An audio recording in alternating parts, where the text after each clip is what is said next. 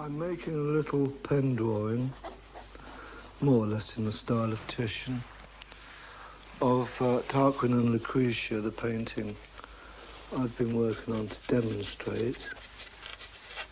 Titian would make a series of studies or sketches, little doodles, in pen and ink, working very, very quickly, would make many of them in order to stimulate his imagination and to form a composition of some kind from which he could do his painting. He could do anything between 6 and 20. I mean, it varies, of course.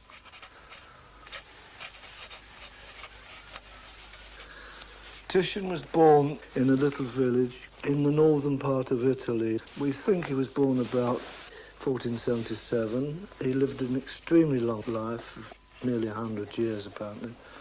And he died 1576. We know this. He had a rather posh funeral, considering the plague was in existence at that time.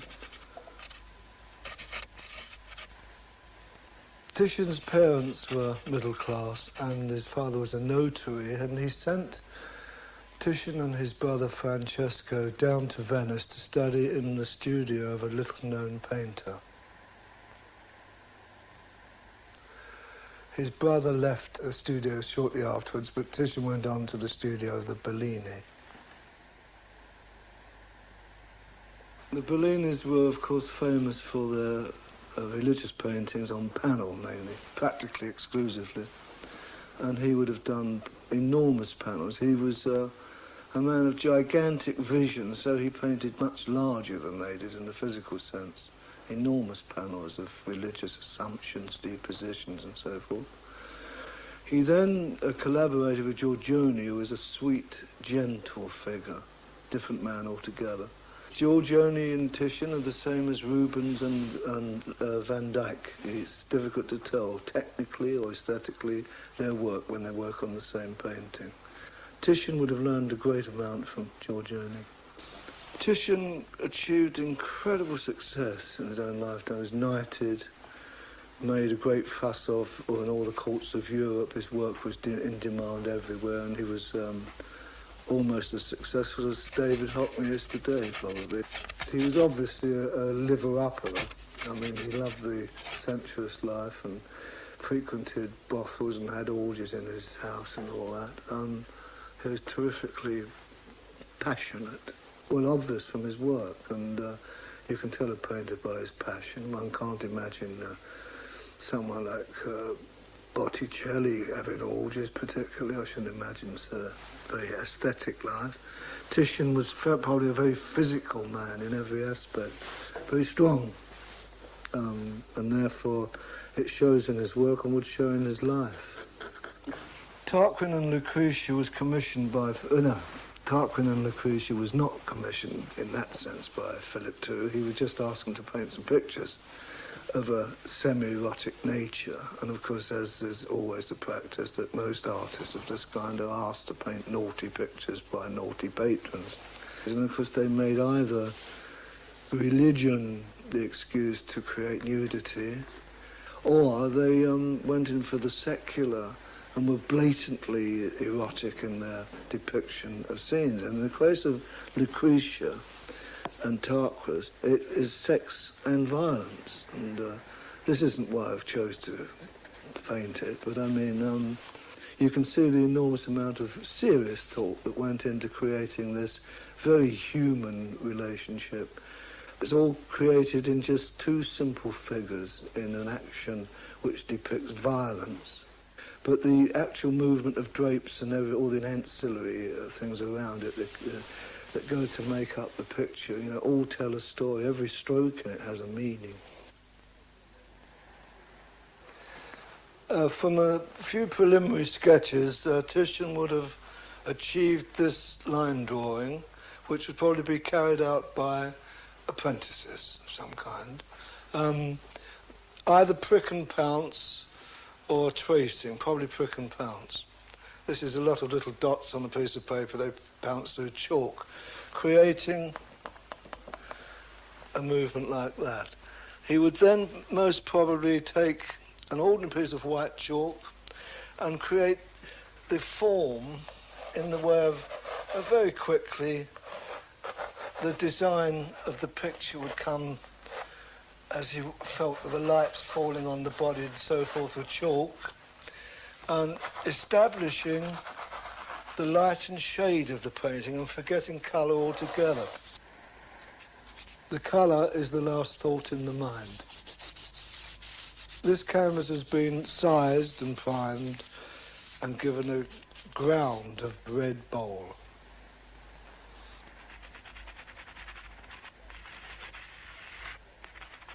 So he would establish more or less his light and dark areas, as I'm doing here very quickly, and then he would pick up tempera, grisaille, and I'll show you one finished. Grisaille means grey, means one tone. This painting is achieved by the pure use of white, nothing else. It is used by the thickness and thinness of the colour, the impasto, the thick pieces, being built up to create a kind of bas-relief of tone. The thinner places are the canvas left, the red bowl underpainting, so over the thick, blending out into the half-tones, into the shadows. And having achieved this with a lot of concentration and thought, but done with great speed, this took, I think, about 3 hours, 2 or 3 hours to achieve. He would have taken probably less time being a greater painter. On this, he would use the tempera. Now, I've got egg tempera here, and one of the great secrets of the old chaps was the use of green in the flesh. Where the flesh touches the bone closest, the tendency is for a greenish appearance to happen. If you paint a skull under a face, it has more strength and guts than just painting a superficial Max Factorish type thing. This is an old practice. It's practiced in icons. Now, I've put that on quite arbitrarily, but with this, you can wipe off and create a kind of skull under there, and using, of course, the back of the head skull. The hair is a superficiality. And once this has gone through the whole painting, it lends a kind of tonal quality that can be painted upon after.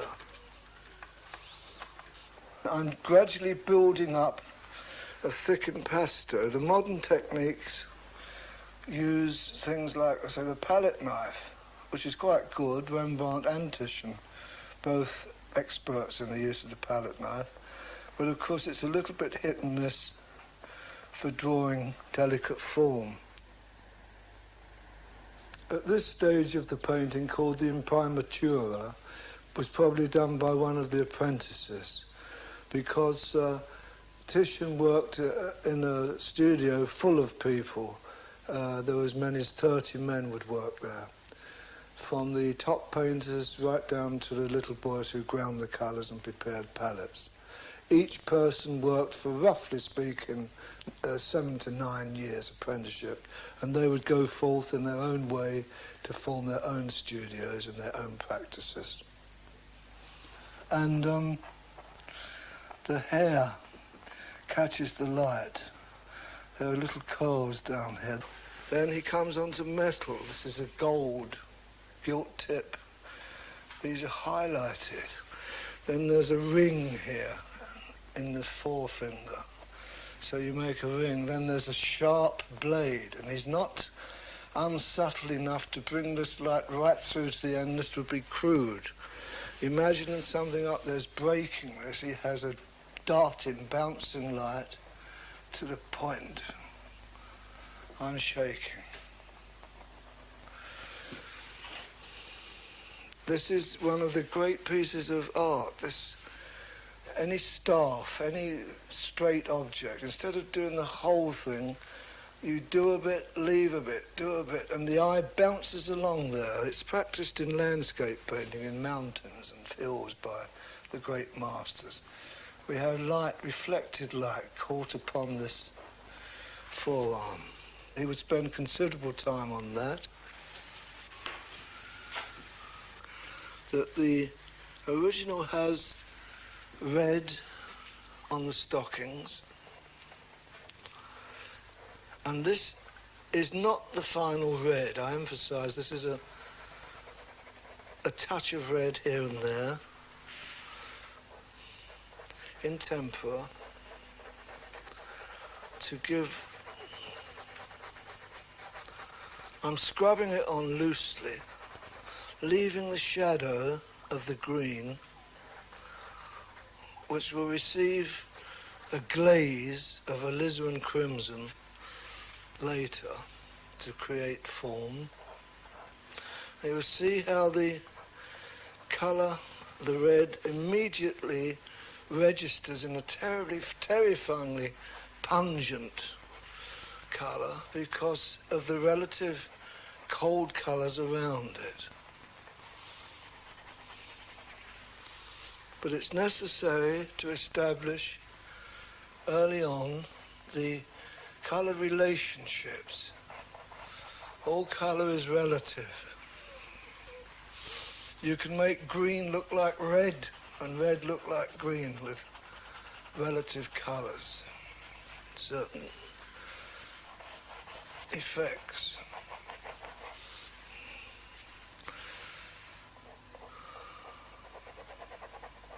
Now, all colour affects the colour adjacent to it. So as we have the red here, it will bounce back on the lady's patella there, a bit down the shin, a little warmth in here to cheer it up. And as he worked, Titian would have thought of these relationships and worked very freely. Now the shoe in the original is in fact almost a silk slipper. He leaves the sole cool. We're now going into the realms of colour and tone. Cool against warm, against cool, against warm, against cool.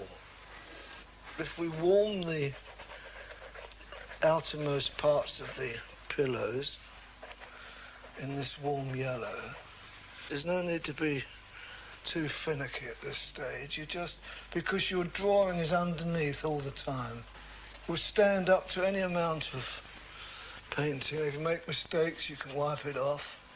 And this is the beauty of having a grisaille, a tempera underpainting. In the original, to create the form, again in yellow, there is a band running up the gentleman's breeches here somewhere. So you do that now in tempera. And there's a design there. This is indicated with a few bright yellow strokes because they will be toned down when it's glazed eventually.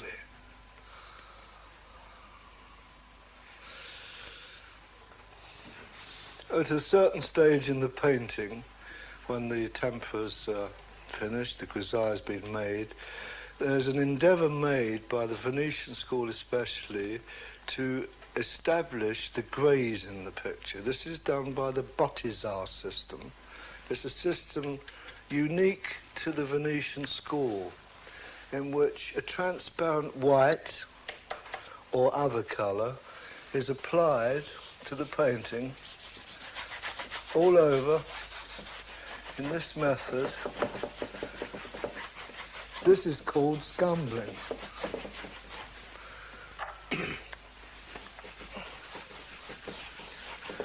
Usually the apprentice would do this. They had large brushes. Remember that Venetians worked on an enormously large scale, the largest known to history of art. 40 or 50 feet by 30 or 40 feet. And by applying this colour all over, it's in fact a complete scumble. It was beaten out with brushes and sponges. You cannot obtain greys in any other way.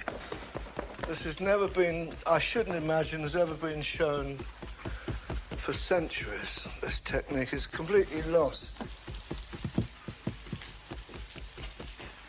All the highlights are white, so that again we get the depth. You see, observe a bit like this, how crude the red becomes when without the scumble. And this can be gently softened back.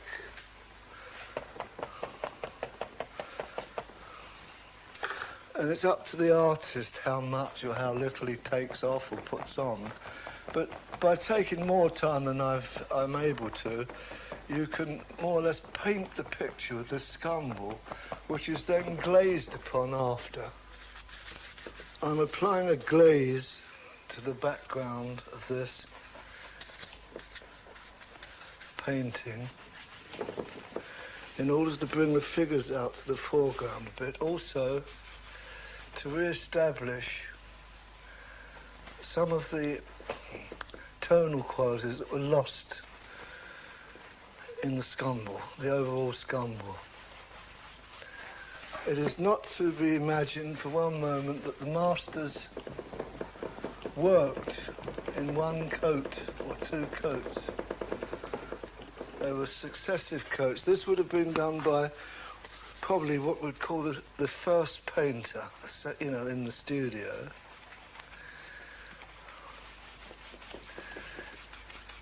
And Titian would wait until all these successive coats had dried, and then he would paint in alla prima, which means in one go, at the end of it all.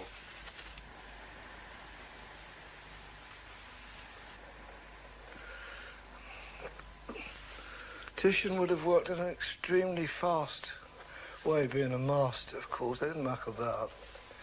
And hit a little touch there to delineate this bit, and a lot of thickness there, you see, impasto, gives the feeling of the form of the drape.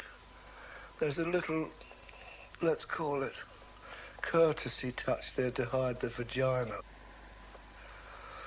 And down here, and then the folds would be whispered in gently in the half-tone area.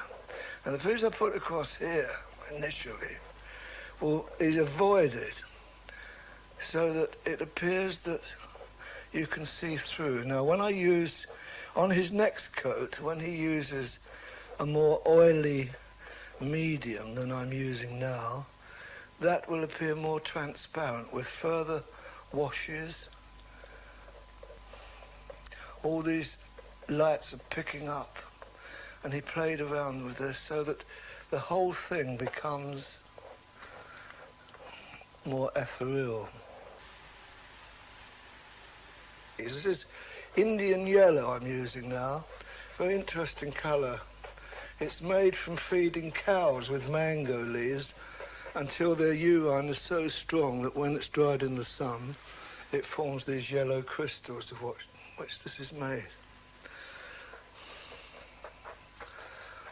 And so on throughout the picture. There, with the same colour, you would pick up on the highlights I placed there before to make this gold, if there's any bits of gold anywhere, like on the bracelets and so forth. Again, this is spreading the colour through the painting. And after this, you give this, all this up here would have another glaze and so on right through the picture. Then we go on to another colour, which I will show you on the next painting. We'll start by redrawing the lady. She's now in a nebulous state. These neutral colours need warming. This process was called by the ancients tinting the edges, bringing warmth into the dead flesh. It's a bit like a baby's bum, really.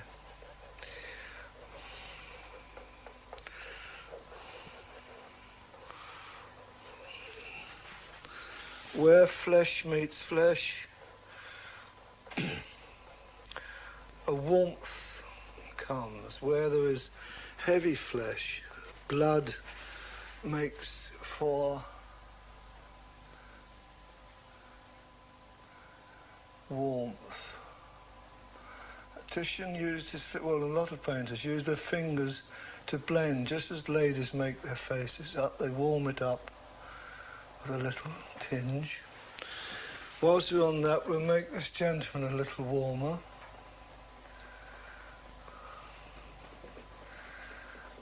Avoiding to get it too ruddy. Now, a wonderful thing happens in all ancient paintings.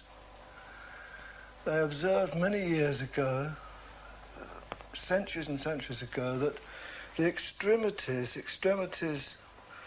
of the body are warmer than the other parts, except for lips and things like that. So the feet and hands are always more or less completely, at one stage, covered in red. Now, this lady's flesh is ready to take the final glaze. Well, I warmed it before. I'm now taking an intermediate tone, caressing, qualifying. And this is where Titian's knowledge of anatomy would come into play. Broadly speaking, from the underpainting of green, what I'm applying now are transparent, semi-opaque scumbles and glazes to create a kind of warmth, flesh warmth. This is where he used his fingers to smooth, to blend the colours one into another. I'm now doing a few final touches to this head. Of course, Titian would have worked much more than this. He himself said that even 40 glazes is not enough. This is not necessary to say that he did 40 glazes on everything.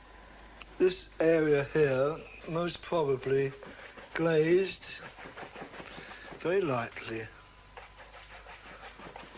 right through, and then stippled out. I'm using this, but it's a piece of sponge, but Titian would have used a badger blender. The badger blender was used extensively in ancient painting because of the property of taking off the superfluous and tamping out the colours so that they blended together, but hence the name badger blender. The whole of this area, after it's been caressed with the soft hairs of the blender, are then picked up again with a sable or bristle. Incidentally, if you can't afford to buy sable brushes and you soak a bristle brush for 48 hours in cold water and beat the ends out, you will have a very cheap and excellent soft brush. The ancients knew this and they used this. It saves an enormous amount of money. And there we have the more or less finished article. There's much more I could do to this painting. Obviously, there isn't time in the available space allotted, but Titian incidentally signed his name inside the shoe, and he would have gone over it until he was completely satisfied, as near as one can be with his work, probably some months. I would like to have spent another several weeks on this myself. I say that because he took 3 years, apparently, to do these things, but then he had to design it and make it. It's very easy to copy a thing, so it takes much, much less time, because it meant there's no disrespect to Titian. Thank you.